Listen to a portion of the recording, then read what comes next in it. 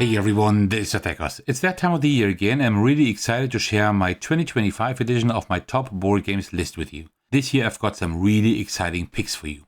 Before we get started, just a quick note. I only include games that I've played enough to feel confident about their placement. So if one of your favorites isn't on the list, it might be because I haven't played it yet, haven't played it often enough, or I mainly consider it as a solo-only title for me. Pure solo games are not part of this ranking, but you'll find plenty of them in my top solo games video from last week. As always, this is a personal list. Your ranking will probably look very different, and that's completely fine. Instead of arguing about who's right, let's celebrate our different tastes. I'd love to hear about your own favorite games in the comments. Your recommendations might even become my next obsession. You'll also see a few honorable mentions on screen right now. Games I really like, but didn't quite make the list this year, or ones I still need to play more before I can place them properly on a list. Alright, with that out of the way, let's jump into the list. Let's Go to Japan is a light tableau building game about planning a trip between Kyoto and Tokyo. Mechanically, it's not very complex, but the theme is what really makes it shine. You choose where to go, what to visit, and how to structure your days. If you lean into it and actually describe to everyone what you're doing on your trip, it becomes a really charming, almost storytelling experience. It's one of those games that gets better the more you roleplay your journey. Fishing is one of my favorite trick-taking games. At first glance, it looks very traditional, but there's a clever twist. The fewer tricks you win and the fewer cards you're left with, the more cards you get to draw from the common deck, and the deeper you go into that deck, the stronger and more interesting the cards become. That means the game evolves as it goes on, with later rounds feeling very different from the early ones. I really enjoy the tension between scoring points now and improving your deck for the future. Creature Caravan is one of the newer games by Ryan Lockett, and I really enjoy this mix of tableau building and dice placement. As you add more cards to your tableau, you open up more ways to use your dice and create little combos. At the same time, your caravan moves across the map and you're trying to make the most of your actions to score points. The game is a bit on the solitaire side when it comes to interaction, but I find it very satisfying and relaxing to play. Ready Set Bet is an amazing game when you can get a larger group of people together. It basically turns horse betting into a real-time board game experience. It won't work with every group, and not every session will be equally great. But when it hits, it hits. People shout at the dice, cheer for their horses, and groan when a long shot falls behind. It's chaotic, loud, and absolutely hilarious in the right company, and that's why I love it. Terraforming Mars Ares Expedition is exactly what I've always wanted Terraforming Mars to be. It's quicker to play, more streamlined, and much more focused on the card play and engine building. The art style is nicer, the box is smaller, and you don't spend as much time fiddling with tiles on the map. For me, it takes an already good idea and refines it into a tighter and smoother experience. If you enjoy engine building, this might be your game. Hitster is one of my favorite party games, and I actually play it solo surprisingly often. You scan a QR code, Spotify plays a song, and you try to place that card in the correct spot on a timeline of songs you've already played. The rules are incredibly simple, but it's a lot of fun. The game becomes even better when you play it cooperatively, trying to collectively build the correct timeline. If you like music and party games, this one is a blast. Forest Shuffle is one of my favorite tableau builders. Yes, it takes up a lot of table space and can be quite thinky, but the puzzle behind it is fantastic. You build a forest by placing trees and tucking various animals and plants around them so that only certain parts of the cards are visible. You're constantly searching for clever combinations and synergies, trying to make effects trigger off each other for big points. I enjoyed it a lot and actually prefer it over the sequel that was recently released. The Bloody Inn is a wonderfully weird game that I only discovered this year and instantly fell in love with. The theme is dark and bizarre. You're running an inn where you rob and murder your guests, and the gameplay is just as unusual. It doesn't feel like any other game I've played. The game is also very tight, so you don't have much room for wasted actions. But you still have lots of ways to try and make money by dealing with your victims. It's morbid, strange, and a little unsettling when you remember it's loosely based on real events. But I really love it. The Quest for El Dorado is one of my favorite entry-level deck builders. You're racing through the jungle toward the fabled City of Gold, and you need the right cards to move across different types of terrain. The rules are very simple, making it easy to teach, but there's still enough tactical depth to keep things interesting. The playtime is just right, and the game doesn't overstay its welcome. It's a great system for playing with people who are new to deck building or board gaming in general. Tranquility is a cooperative game where you're all trying to place number cards in ascending order to complete a journey. That sounds very simple, But the twist is that you don't know which cards are out of the game or which cards other players are holding, and communication is restricted. That turns into a really clever blend of deduction and puzzle. It's not an easy game to win, but when you manage to pull off a perfect or near perfect layout, it feels incredibly satisfying. Pretty much everyone I've shown this to has enjoyed it. Black Angel is probably one of the heaviest games I own, and it doesn't hit the table very often, but I really appreciate what it does. It combines dice placement, puzzle planning, and contract fulfillment into one big complex experience. There's a lot to wrap your head around, but once you understand the systems, it becomes a very engaging and rewarding game.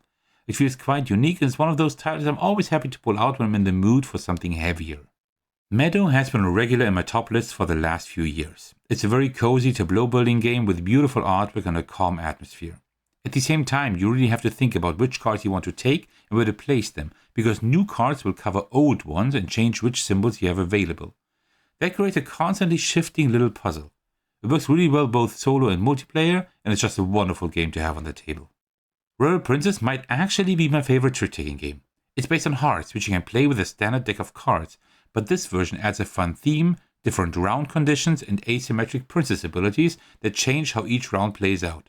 It manages to stay approachable while adding a nice layer of depth and variety. It's one of the first games I think of when I want a quick filler that still gives me interesting decisions. Parks has been one of my favorites for years. It's such a wholesome and relaxing game with gorgeous artwork and excellent production quality. You move your hikers along a trail, collect resources and spend them to visit national parks. The mechanisms are simple, but there's still plenty to think about. It works at every player count, and the feel of the game changes depending on how many hikers are on the trail. I'm especially happy that I still have the first edition, which I personally prefer over the second. Endangered is one of my favorite games when it comes to theme. You're trying to save an endangered animal species either cooperatively or solo. You roll dice and place them on various cards, and over time you build a shared tableau of effects that everyone can use. Each animal has its own special rules and challenges, so the game feels different every time you switch species. I love how the theme and mechanisms work together and how each setup requires a new strategic approach. The Gang is one of my favorite small box games. It's essentially cooperative poker. You're playing Texas Hold'em, and with expansions, other variants, trying to arrange your hands in ascending order, but you don't know exactly what everyone else has. Over several rounds, you try to figure out who has a strong hand or who has a weak one, and then decide how to rank them. It's clever, tense, and has worked with every group I played it with, regardless of their board game or poker experience. Middara may be one of the most ambitious dungeon crawlers I've ever played. It's huge, with a long campaign full of main quests, side quests, bounties, and an incredible amount of character customization. There are a lot of rules, a lot of components, and it can feel quite fiddly and overwhelming at first. But once you understand how everything fits together, it becomes intuitive and opens up a ton of interesting possibilities. It's a very special, well-crafted game that offers quite deep and rewarding experiences. It's just not a light game. Star Wars Imperial Assault is a game I don't own myself, but I played through a cooperative campaign with 2 friends and we had a great time. The missions are thematic and engaging, and the progression system feels satisfying as you improve your characters over time. Now that I know the game also plays well solo, I'm seriously considering picking up a copy so I can explore more of what it has to offer on my own. Peacemakers Horrors of War is one of the most unique games I've ever played. Instead of taking part in a war, you play as a peacemaker trying to prevent 2 factions from fully engaging in that open conflict.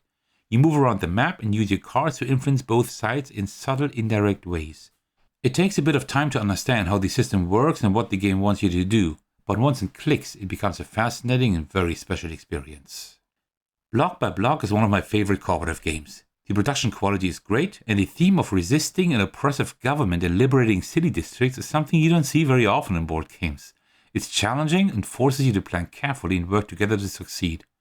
I have the feeling that not many people know about this game, which is a shame because it really deserves more attention. Skyteam is still one of my favorite 2-player games. The theme is fantastic. One player is the pilot, the other is the co-pilot, and together you're trying to land a plane using a clever dice placement mechanism. The game comes in a small box, but includes a lot of different scenarios and modules that add new challenges. Some of them can be quite tough to win, which I really enjoy.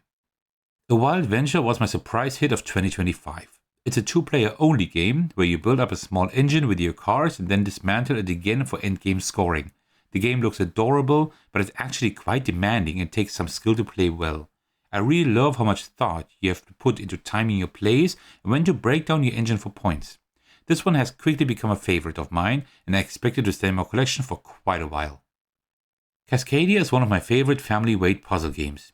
If you look at my channel, you'll see just how many videos I've made about it. You're drafting habitat tiles and animal tokens and try to place them in a way that satisfies different scoring conditions. The rules are simple and easy to teach, but depending on which scoring cards you use, the game can become surprisingly tricky.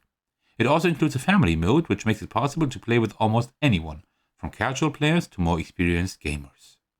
The Arkham Horror living card game is one that I really enjoy. I've played through 2 campaigns with a friend and we had a great time solving the mysteries, upgrading our decks and getting beaten up by the mythos. For a while I didn't own the game myself, so I didn't get to play it very much, but I recently picked up the base game again and plan to dive back into it soon. It definitely deserves a spot on this list, even if it's a bit lower simply because I haven't played it as recently as some other games. Tapestry is one of my favorite games from Stonemaier Games. Yes, it's definitely overproduced and comes with a lot of components, but I still really enjoy it. It's a civilization building game where you advance along different tracks to develop your civilization and unlock new abilities. What I like is that the rules for your main actions are actually not that complicated, but each decision still feels impactful. You can try a balanced approach or focus heavily on 1 or 2 tracks, and both can work. Whenever it hits the table, I have a great time. Apiary may be my most favorite worker placement game as of now. While it is a bit heavier, it's accessible, smooth and really fun to play. The player interaction is high, and the way your worker bees are upgraded when bumped off the board is really clever. This game showcases quite a positive player interaction, which not a lot of games manage to have. And Apiary nails it. I'm sure that this will be part of my collection for a long time. Dungeons of Doria is one of my favorite dungeon crawlers. It looks like a pretty standard old school fantasy dungeon crawler at first, but once you start playing you notice how many smart little ideas it has. The initiative system is clever, the loot is exciting, and character development feels very much like a role-playing game. There's a lot of content in a relatively compact box, including both campaigns and standalone scenarios. For me, this is really a hidden gem that more people should know about. Heat was one of my big highlights of 2024. I'm usually not a fan of racing games, but this one completely won me over. It works at high player counts and also offers a solid solo mode. The races are usually very close and it's always exciting to see who can squeeze out just a little extra speed with their cards. I'm not a huge fan of how the expansions are handled, but the base game itself is absolutely fantastic. Distilled might be one of the most thematic games in my collection. It does an excellent job of representing the process of distilling alcohol in a way that feels both engaging and educational, I would say. You collect ingredients, follow recipes, and deal with a bit of push your luck when you actually distill your spirits. You can upgrade your distillery, invest in nicer bottles, and pursue different strategies to score points. It's a really thematic game that I can easily recommend. This War of Mine is an amazing game, but I wouldn't call it fun in the traditional sense. The theme is extremely heavy. You control civilians trying to survive in a war-torn city, dealing with hunger, cold, and difficult moral choices. You rebuild your shelter, go out at night to scavenge for supplies, and defend your home from other desperate people. The little stories woven into the game are powerful and often quite depressing. It's a brilliant design and very impactful experience, but definitely not for everyone. Paint the Roses is one of the best deduction games I've ever played. You're constantly trying to figure out which clues your fellow players have based on what they place on the board, and it can get very thinky, especially with more people. The theme is wonderful, and if you own the special edition, the production quality is absolutely stunning. It's a clever, challenging game that I'm always happy to play. Above and Below is one of my favorite games by Ryan Lockett. It combines tableau building and light engine building with a charming storybook of encounters that happen when you explore the underground below your village. The art is beautiful, the little stories are fun and sometimes surprising, and the gameplay is engaging without being too complex. It's a game I've enjoyed for years and still love to bring to the table. Sleeping Gods was one of the first campaign games I ever bought, and I still absolutely love it. It's a big open world adventure where you sail around, visit locations, and uncover plenty of small stories and mysteries. I've played through it several times, and I always enjoyed exploring different paths and seeing what happens if I make different choices. I slightly prefer the original over Distant Skies, but both are very strong in their own way. Cthulhu Death May Die is a wonderfully chaotic and thematic game. Instead of a long campaign, you get standalone scenarios where you fight cultists and ultimately face a great old one. The rules are simple and easy to teach, but the game still feels tense and exciting. The madness mechanism is especially clever. As your character becomes more insane, you unlock stronger abilities, but also inch closer to defeat. It's always a blast to get this one to the table. It's a Wonderful World is a drafting and engine building game that I mostly play solo, but it also works really well with other players. It can be quite thinky and a bit mathy at times, but I really like how quickly it plays and how satisfying it feels when your production engine finally clicks. The somewhat cynical theme adds a nice bit of flavor on top of a very solid design. Slay the Spire may be the best adaptation of a video game into a board game that I've seen so far. The deck building, the progression through different acts, and the feeling of slowly improving your deck are still there. Some things have been rebalanced to work better on the table, but it still feels very true to the original. It's a fantastic solo game, but the cooperative mode is also a lot of fun and feels very well thought out. I also really like how you unlock new cards that then appear in later games. It absolutely deserved to be my top game of 2024. Role Player is a great dice placement game where you build a full role-playing character, including class, background, alignment, and more. You roll dice, place them into different attributes, and try to meet specific goals to score points. The game is already fun on its own, but it becomes even better with the expansions, where you can actually use your character to fight monsters and face a boss at the end. It's thematic, clever, and a game I always enjoy when it hits the table. The Artemis Project might be my favorite dice placement game. It features a lot of player interaction and can be a little mean at times, but in a way that I find very enjoyable. Because all dice are rolled and visible at the start of the round, you have full information and can plan some really interesting tactical moves. The game feels dynamic, tense, and very satisfying, and I don't see it leaving my collection at any time. Tales from the Red Dragon Inn is currently my favorite dungeon crawler. At first glance, it doesn't seem to reinvent the genre, but the scenarios are incredibly varied and unique. Each one has its own twist, and the heroes you can play feel distinct and interesting. There are also a lot of quality of life improvements that make setup and teardown much faster than in many other big dungeon crawlers. It's a campaign that I absolutely plan to replay in the future. Dale of Merchant is one of my favorite deck building games. The core idea of building your tableau in a specific order and locking in sets of cards feels very different from typical deck builders. On top of that, you can mix and match different animal folk decks to create a lot of variety between plays. Each combination of decks changes how the game feels and which strategies are viable.